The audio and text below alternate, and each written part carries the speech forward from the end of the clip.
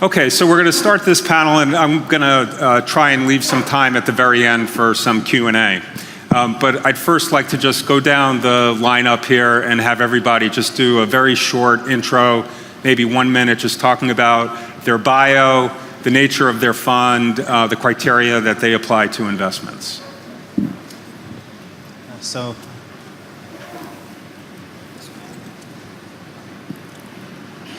yeah, okay. So my name is Ellie Horvitz. I run a philanthropic foundation. That means that I'm in the business of losing money. And that will be very, very different from the background talk that we just heard and from probably what we will hear.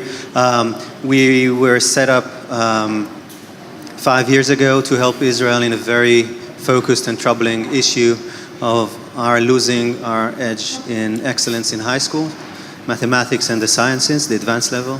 But as they say, it takes a village to raise a kid. It's now a collective effort. Some of the players, the leaders of the effort are here, led by the Ministry of Education, as some of you may have heard. And we are changing course, moving the needle. Israel lost 40% in its advanced mathematics graduates over the past decade, and now we've managed through mostly teachers and teaching. I have an experience beforehand, worked for the Rothschild family in philanthropy. They were also engaged in education, also in EdTech, creating in Israel many years ago the Center for Education Technology, the Israel Education Television, the Open University, and so forth. But when we started our foundation, we looked for evidence around the world to see whether other countries that have managed to improve their education system use EdTech as a significant component of their improvement, and the answer was no. So we decided to follow the trade of evidence and to focus on teachers and teaching and the quality of the interaction between the student and the teachers that makes the whole difference. Hi everybody, I'm Uri Adoni. I'm a partner at JVP, stands for Jerusalem Venture Partners. We're a 23-year-old fund. Our founder is Aurel Margalit. Now he's in the Knesset, so you may have heard him there. He's not active anymore here in our fund. We have about $1.2 billion under management in 8 funds. Invested in over 120 companies along the years, had 29 exits, 12 IPOs in NASDAQ, 17 M&As, a lot of billions of dollars in terms of transaction value. We are investing in early stage, mid stage, and late stage through our incubators or the fund or our late stage or opportunity fund. Mainly in big data, cybersecurity, enterprise software, storage, media, IoT, computer vision, fintech, these kind of spaces. Alongside the fund, we also have a non-profit organization called JVP Community, which was also actually founded by Aurel. It's been there for about 13 years. It's a non-profit working in 6 underprivileged neighborhoods in Jerusalem, mainly in schools. We get about 55 years of service, שנת שירות, חבר'ה משנת שירות. Volunteering for a year, sitting in the neighborhoods, 4 Jewish neighborhoods, 2 Arab neighborhoods, and we're very active there as well. Good afternoon. Can you hear me now? My name is Clement Herbman. I'm a general partner with a company called First Analysis in Chicago. We have approximately 800 million under management. We're currently investing our 12th fund, and we've been doing it for some years. Our area of focus is growth equity. So we like to see companies that have already traction, have 3 to 5 million in revenue, and not necessarily break even. But we focus on specific industries that we identify. We're not opportunistic. And those areas of focus are, we've done a lot of work in network security. We do a lot of work in healthcare. We do a lot of work in transaction processing and other transaction issues, fintech as well. And part of our services area, we invest in EdTech, marketing services, healthcare services. We've been around about 30 years, yes, I do look that old, and I've got no hair to prove it. So I'll leave it at that. Hi, I'm Stephane, investments associate at OurCrowd. We're a hybrid between a venture capital fund and an angel of network investors. We look at deals the same way that any VC would. We see about 150 deals a month, in which we invest in about 2 or 3 per month. We send out a summary of our diligence to this network of 12,000 accredited investors around the world, from which we raise about 95% of the funds through what's called an equity crowdfunding process.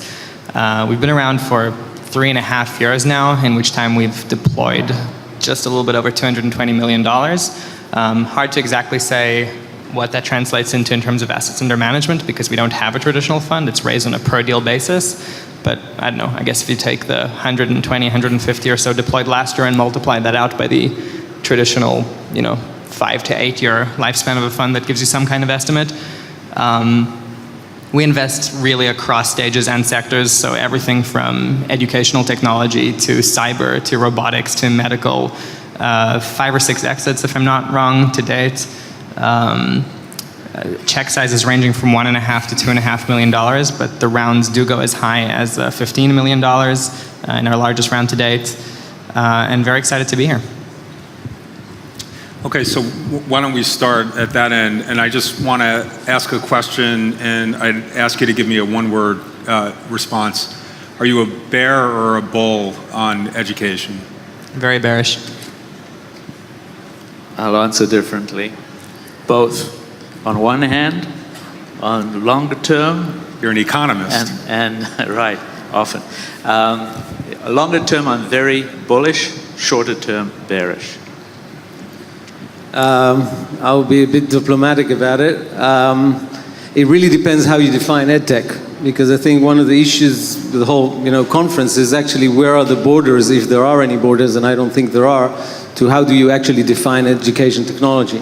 So it can be, the official school kind of smart class kind of applications, but, there's a lot of things like music training education or sports or augmented reality, the content that you will go in a house and you will learn the history, which is not necessarily a formal education, but still education. So I think in that perspective, if you look at our portfolio, we definitely have companies that do predictive analytics, anomaly detection, computer vision, these kind of things that are definitely can be applicable to EdTech. We do not have a per se kind of hardcore EdTech technology yet, even though we have been looking at this space for a few years now, but we haven't found yet a company that we felt strong enough in order to make an investment. So the past 15 years, they always said it's coming. So I keep myself optimistic, and I anxiously wait for the moment that entrepreneurs will listen to teachers and ask for their opinion and try to address their needs. The minute that happens, I will become even more optimistic.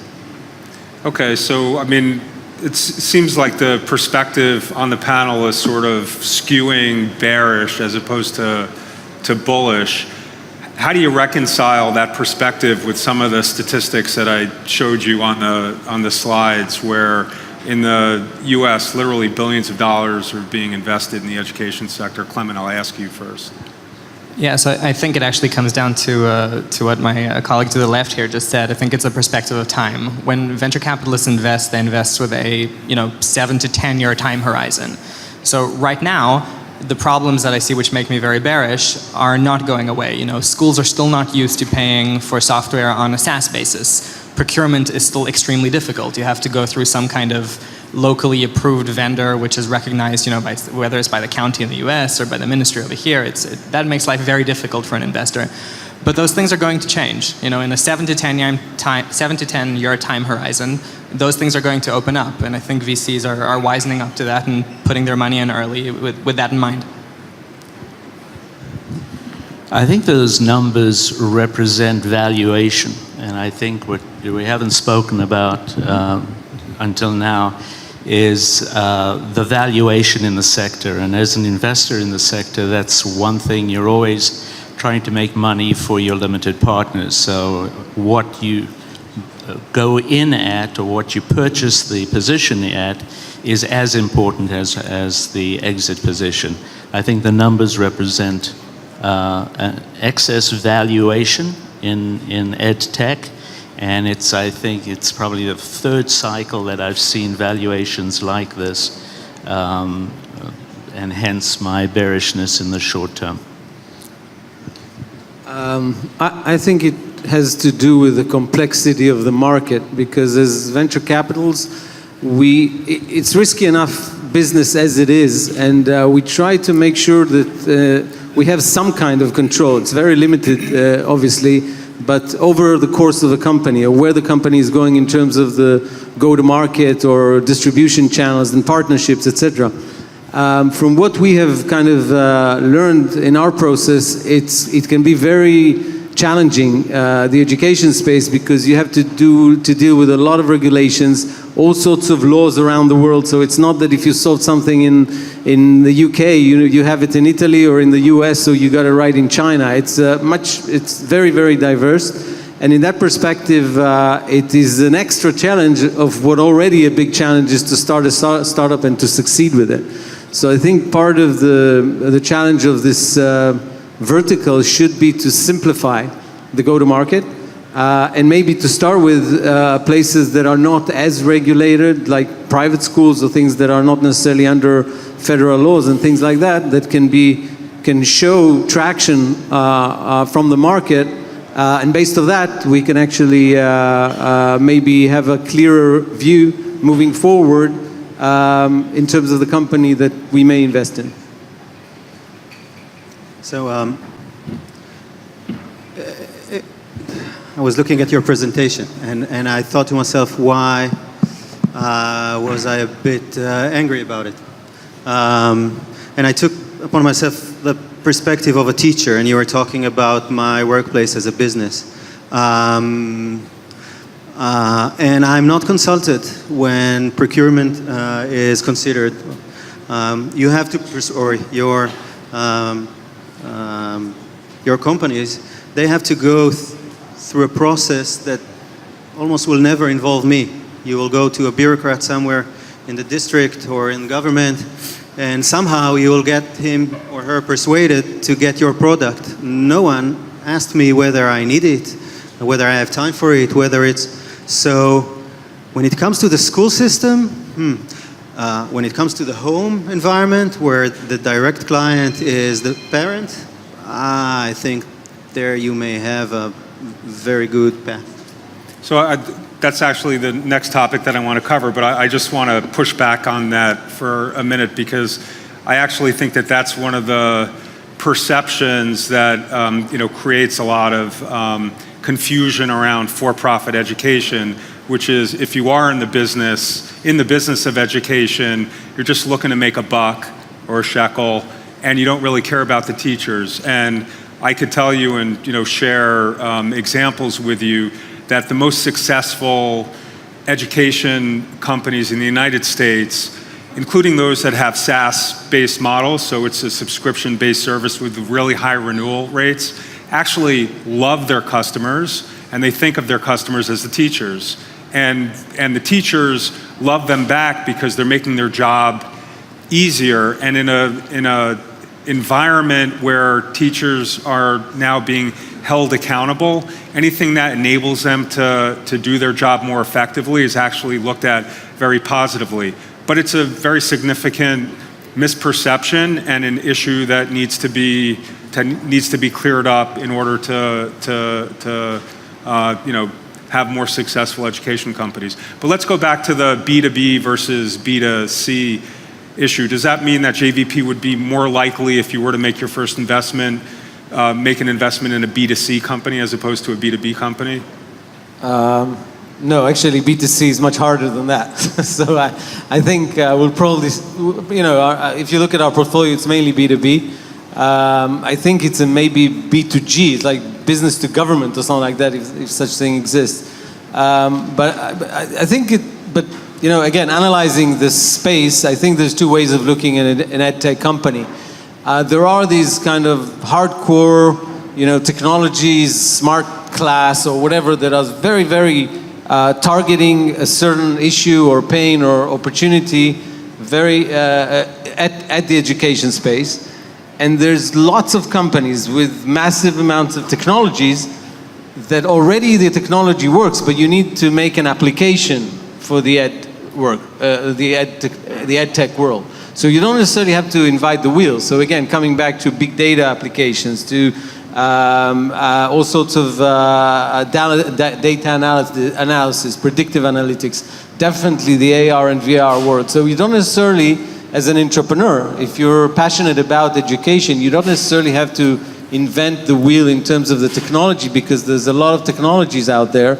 You can actually take, and I think this is a place which is relatively kind of a blue ocean, to take an existing technology from an existing company and make an extension or take a license for the vertical of the education.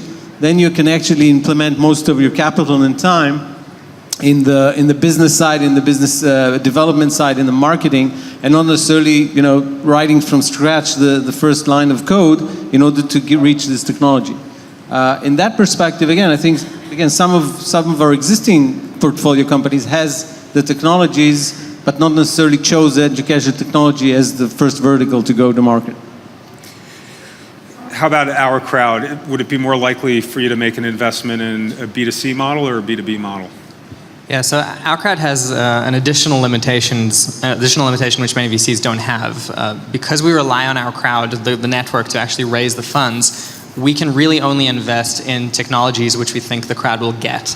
So think about it this way: if I'm firing out an email to 12,000 investors, are they really going to get a big data B2B solution? Some of them might, but will critical mass get it?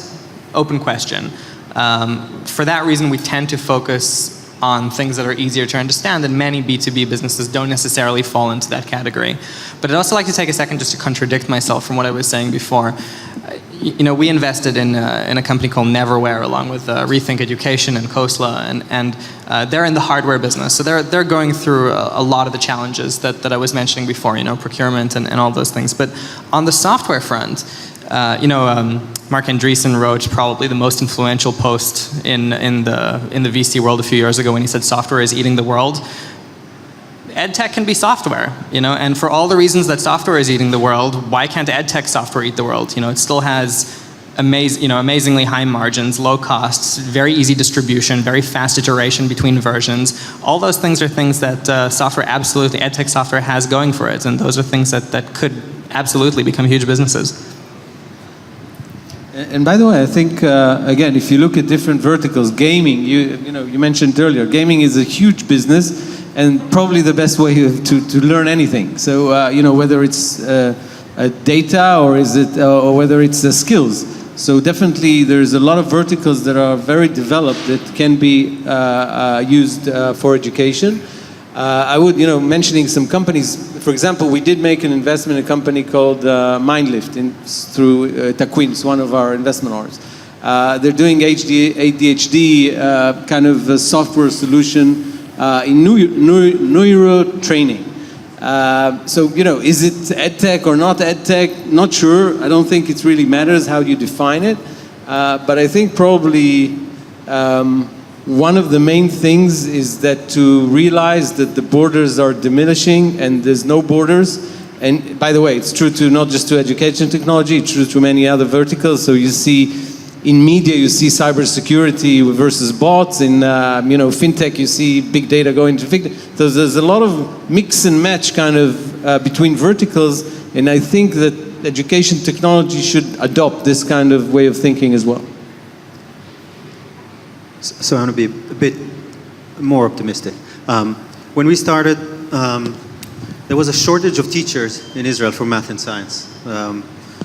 Teachers for the past 20 years, 25 years, who immigrated from former Soviet Union, now retiring, and Israel, a third of its high schools were not offering mathematics or physics at high levels. So there was a shortage, and it took some time for us in the ministry to train the new generation of teachers, actually coming in from high tech as veterans at the age of 40. But at the midterm, we knew that technology may be an interim solution. So we created with the Center for Education Technology a virtual high school. Quite simple, just teaching 3-5 kids in remote areas in the periphery, and now more than 1,000 in 130 schools are taking the final exam, but this will be replaced by actual teachers.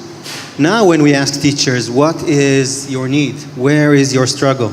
Because probably contrary to what you said, that education is, there are ill-functioning thousands of problems, you just starting with the solution and finding the problem to suit it probably would be very different from what I'm used to. So we are asking the teachers, where are you struggling in? And that's the $1 billion question. They say, now our classes are packed with 30, 35 kids, very diverse, and it's uniform, it's one size fits all, the same standard, the same final exam for everyone, but apparently kids do not come at one size. We need to cater to the needs, to the different needs of every student.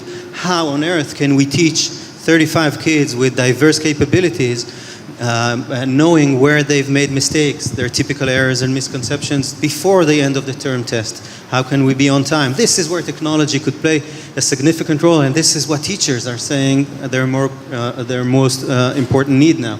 So I would focus on this. So as a philanthropist, I'd ask you, how do you view the role of private capital, for-profit capital in that respect? Do you welcome its involvement in trying to, answer the call of teachers? Yeah, sure. We work where there are market failures, where you guys are not yet prepared. The minute the business sector or government are willing and able, we will happily move to other topics. Yes, of course. But I urge you not to start with a solution and starting with the nice gadgets of what could be done with excellent technology, rather than to answer the needs of teachers, because teacher-free product will only get you to the same place you were before. I think that we're talking about education in a too narrow a sense. I think the education is a means to the end being employment, and I think that the way we define education, it's part of the process in human capital management. So how can you make that person knowledgeable for the role that they're going to perform in the real world out there? So, and whether it starts at the beginnings and all the way through the process. So let me give you some examples. We currently in our portfolio have 7 investments in what we call education. 5 of them are SaaS companies, so software as a service companies. One is focused on the autism space or special education. One is focused on managing grants from governments, which is in the education space. So how does the flow of funds go through the government area?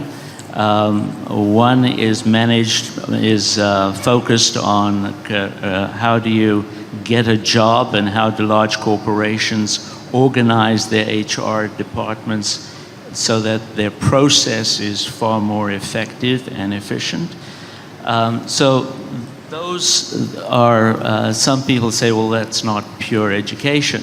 We have a company that focuses on dropout recovery and dropout prevention in high schools, a public-private partnership in a number of states, so that's clearly education. Now our focus is really on how to allow the non-traditional learners participate in the growth of the job market. And I would argue that non-traditional learners covers 60 to 70% of us. And I say us because I was no bright spark in high school whatsoever. And I had, there are people who have learning difficulties, there are people who learn verbally, there are people who learn in different ways. And our focus now is how can we make all those people inclusive using adaptive technologies, using AI. How could we make them part of the general education population so that they can all go to Tel Aviv University? So I want to leave a couple minutes for a few questions. So I'll ask each of you in 15 seconds the most disruptive idea you've seen in the education realm. Ellie, starting with you. I'm in the constructive business, not in the destructive one. Whenever entrepreneurs come with disruption, that's not my game. The most one, I need to think about that, but I think that one of the most interesting application I've seen is a predictive analytics application that actually can predict personal on each child which kind of difficulties they may have based on some data that they actually produced, and thus giving them some kind of a prescription of the right education program, very personalized one, all based on data on a personal basis. Clement? We identify as disruption as one of the prerequisites for investment. I think we should go what I've seen as the biggest issue that I see now in education is not to focus on adaptive learning, not to focus on AI, but to take one step back and focus on how do you teach resiliency? How do you teach how a student to deal with adversity? Everybody is going to come through adversity, and the research is that adversity is basically what disrupts people in their learning process. So we need to be teaching how to deal with it, how to deal with taking risk, how to cut it down into small pieces so people can focus on it and understand it and know what to expect. That to me is the area that we're focusing on right now. I think Altschool has to be probably the most disruptive startup in this space. They recently closed one of the biggest rounds of the year, $100 million from Peter Thiel's Founders Fund and the Zuckerberg Foundation. And if I'm not wrong, existing investors, Andreessen Horowitz also participated. So, by the way, to your previous question, the role of philanthropy and investments, I mean, this is arguably where two of those bodies are cooperating very closely. What are you going to claim that Mark Andreessen is not a for-profit investor? So yeah, no, I think that's definitely and this whole concept of micro schooling and personal education. So I think it's really just going to completely change the way we do it. By the way, a very futuristic company I've actually talked to in New York a couple of weeks ago was one who's trying to enable you to learn while you're asleep. So they have this device that you sleep with. They know exactly what your brains are functioning when you're sleeping, and they claim, I'm not sure that they will be able to do it, but that's a big vision, to teach you certain things while actually you're sleeping. So that's probably a good futuristic... First there was sleepwalking, now there's sleep learning. Exactly. Time for maybe 2 questions. Any questions out there? I would be shocked if a hand didn't go up. Yaki, do you have a question? I think maybe the question that a lot of entrepreneurs here are eager to have an answer to, where are we going to see the first EdTech investment for a VC in Israel? When are we going to see the first EdTech investment from a VC in Israel? But that's a question with no answer at this point. But, by the way, again, just to give you, as VCs, we do have themes that we go after, like whatever, cyber or storage or mobile or IoT, etc. EdTech can be a vertical, but bottom line, we look for really good companies. That's what we're all about. Good entrepreneurs, interesting technologies, big visions that can grow into, category leaders. So I don't think I can probably talk as JVP, but I believe that I represent other VCs as well. If you have a good company and a great team, and they can actually, pull off whatever the vision is, we'll be interested to look at it. And whether it's a seed play or A round or later stage, that's fine. But it all comes whether there's a good company behind it, there's a big potential behind it, and as I said earlier, there's a clear go-to-market with not too many hurdles in the way that will make this journey even more difficult than it naturally is. And just to get on a record, I think it's a matter of time before Code Monkey raises a giant round, and I'd be surprised if that wasn't the first prominent investment that we saw from a VC in Israel in the near to midterm. And with that, thank you very much, gentlemen. Thank you. Thanks so much. It was great.